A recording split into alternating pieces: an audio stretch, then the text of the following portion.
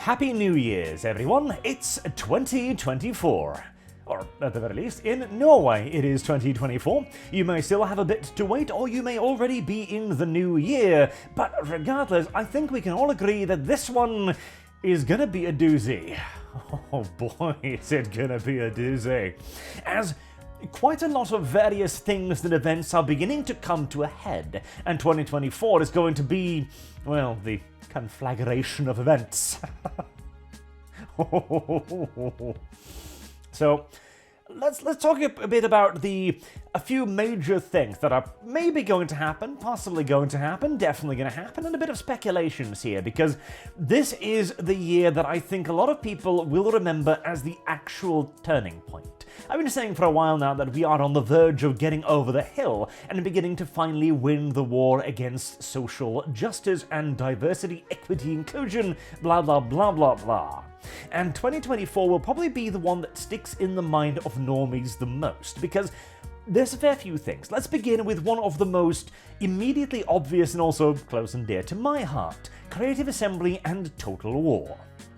It has, in essence, been the norm for hobbies, for games, for entertainment industry entities to cater first and foremost not to their actual audience, but rather to the people who historically haven't given two shits about them. This is, of course, the idea of diversity and inclusion and equity, ever broadening the audience. Now, back in the day, aiming for the wider audience meant making the game easier, or hitting several consoles, or releasing simultaneously on PC and consoles, etc., casualizing the game. Today, that means trying to go after people of a particular political persuasion and or skin color and genitalia. It hasn't worked out very well, as we've seen with the enormous crash of ESG, losing literal trillions. And Creative Assembly is the microcosmos of all of this. It has a very niche game, albeit with relatively broad appeal: Total War, a fantastic blend of strategy and tactics that has never been matched, despite a couple of handful of low-effort attempts to do so.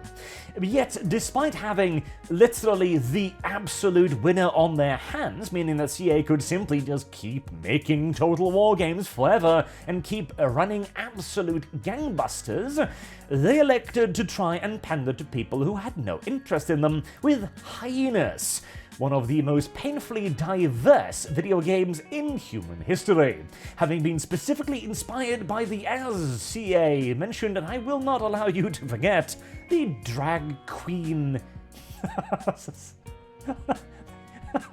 society, community, God even knows. The drag queen inspired extraction shooter. Sega didn't like this. They did not enjoy the fact that Creative Assembly had spent, some reports claims hundreds of millions of pounds on a product that simply would not sell, and they could not even give it away for free in a beta testing format.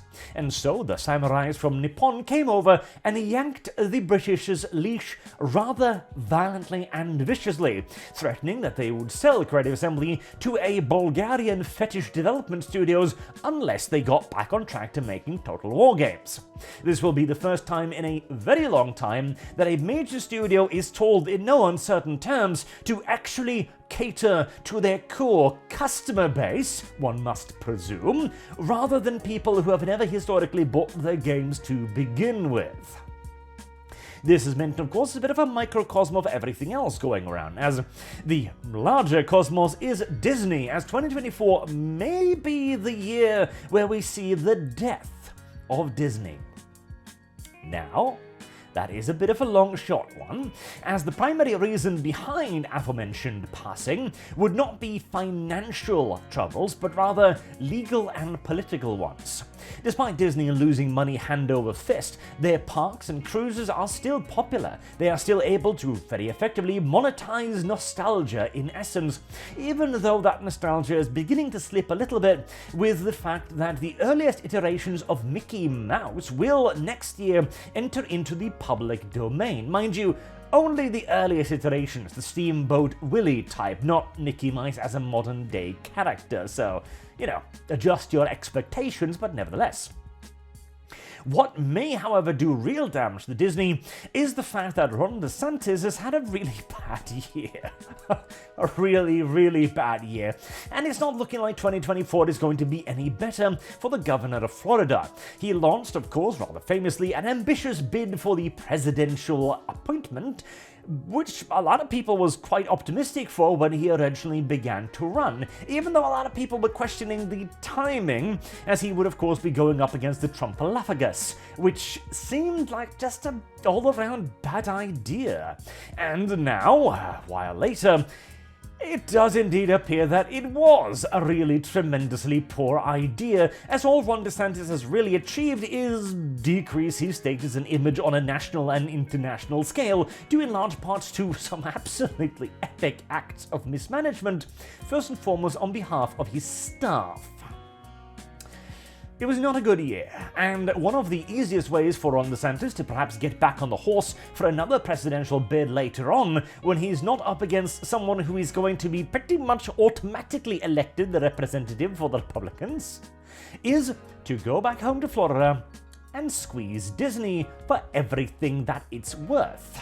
As an interesting thing, as we've mentioned multiple times on this channel, and consider this almost a small replacement of the Archcast, I guess, Disney is a company that used to be untouchable, because they were America's sweethearts.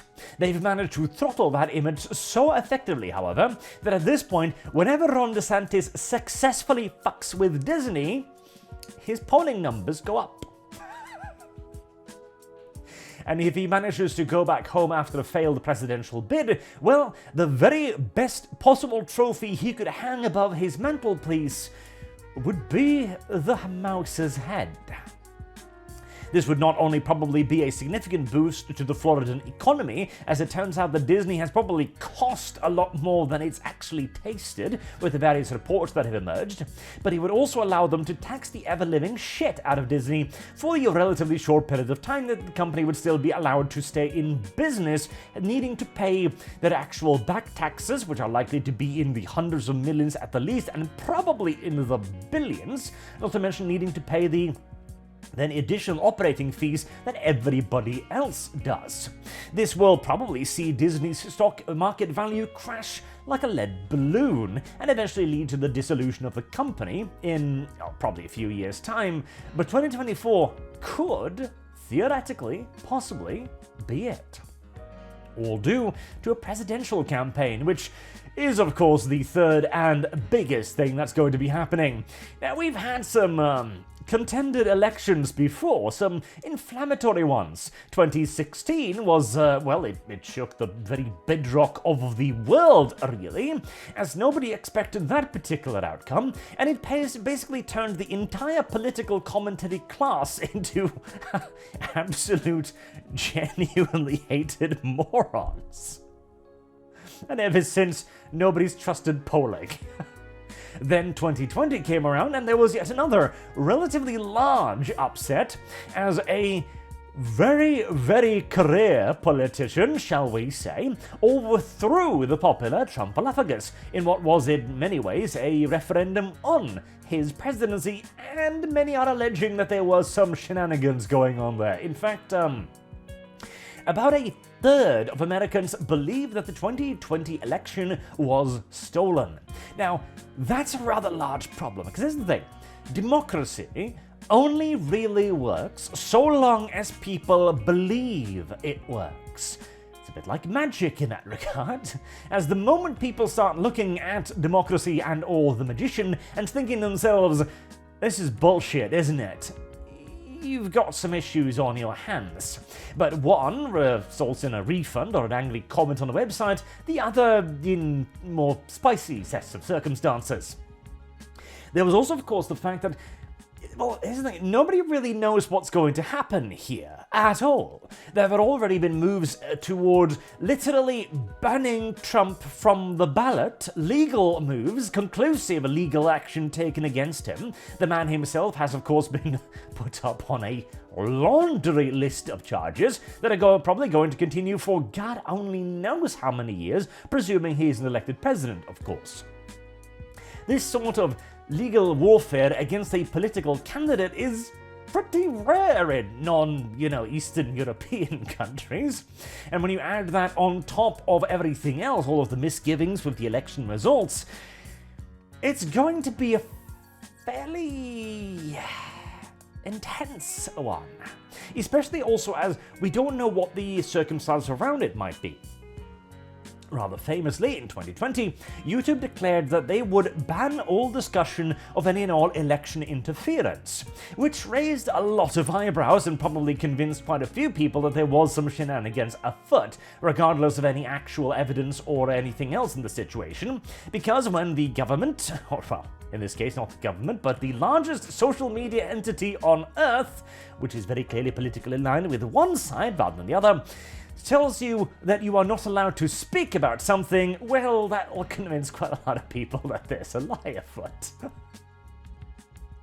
And then YouTube decided to lift that restriction, to the general puzzlement and bemusement of damn near everybody. And the reason for why they did it is still unclear.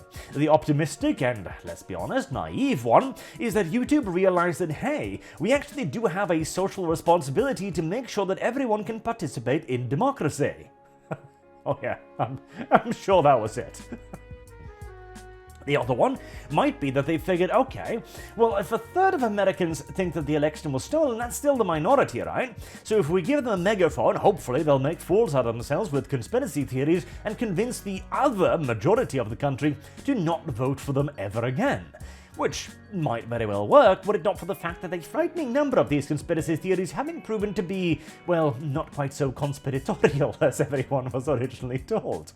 And so these days, when the media tells us that there is no evidence for anything, most people just look at that and go, yeah, I'm sure there's not.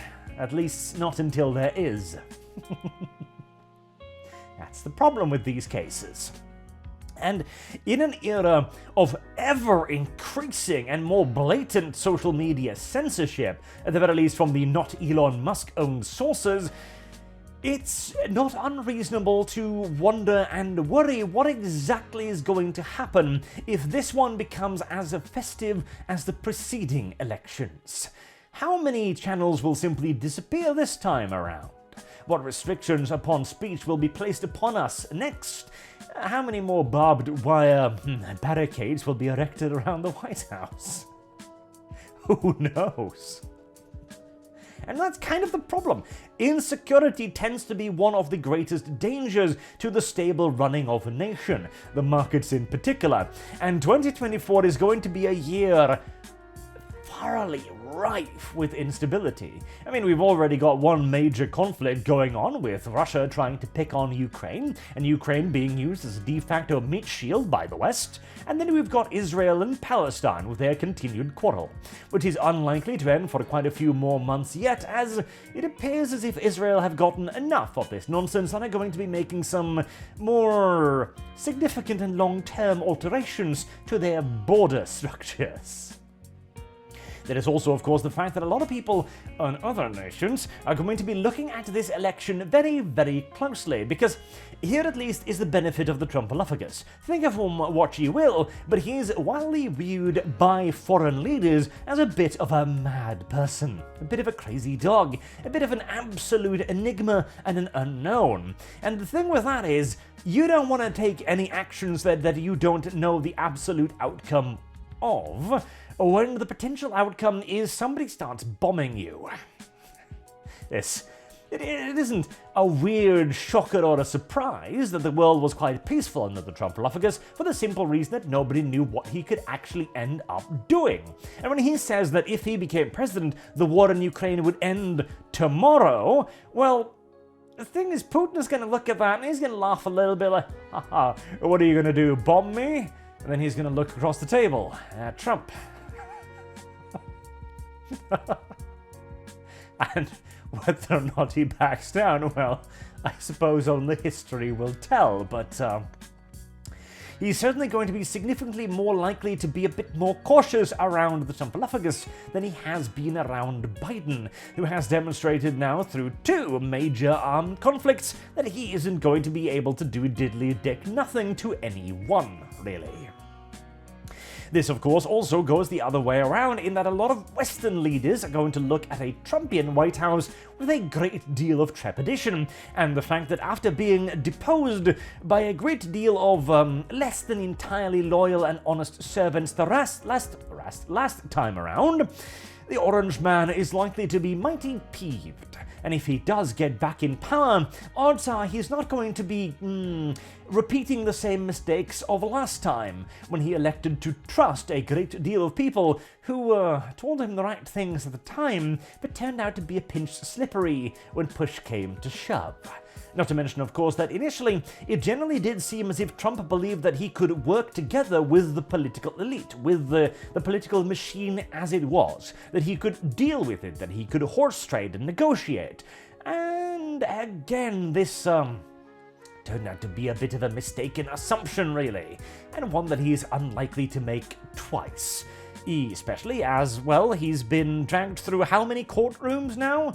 I imagine that's quite likely to make a man somewhat irate, particularly during the long term of things. So yeah, 2024. There will be major upheavals in the entertainment industry, and there will probably be pretty significant political upheavals as well, with the one affecting the other, as the cultural swing is finally happening in full force. And if nothing else, I do most thoroughly believe that 2024 is going to be remembered by the vast majority of normies as the year when the left finally lost and began its all-out retreat. Now, the consequences of that will also be rather interesting, as there are plenty of dangers still lurking on the other side of the rail, but we shan't worry about that just yet. Let's first and foremost make sure that we get some quality entertainment back, and who knows, perhaps even a decent societal structure, like we used to have back in the day, before our golden age was so quietly and subtly ended. As make no mistake, it's probably over at this point, but we can still salvage some of the remnants, if we're lucky. We shall wait and see. Until then, I have been Arch. Thank you very much for watching me for yet another year, and I hope to see you again for one more as well. Have a good day.